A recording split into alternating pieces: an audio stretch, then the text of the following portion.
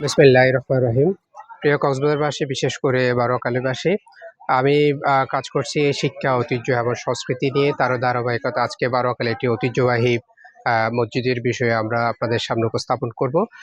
আপনাদেরকে বলে রাখি যে আমরা আপনাদের এই পাশে যে মসজিদটা দেখতে পাচ্ছেন সেটা হচ্ছে বারোয়াখালী সওদাগর পাড়ার মধ্যে অবস্থিত। এটি একটি ঐতিহ্যবাহী মসজিদ। কেন ঐতিহ্যবাহী বলছি?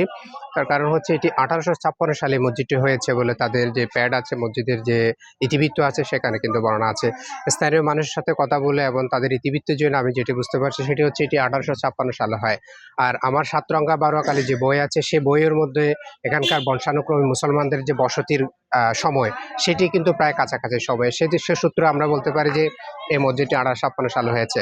তবে আজকে যে আধুনিক কারুকার্য এবং স্থাপত্য এই মসজিদটি আপনারা দেখতে পাচ্ছেন সেটি 1856 সালে কিন্তু এই মসজিদটি এভাবে ছিল না।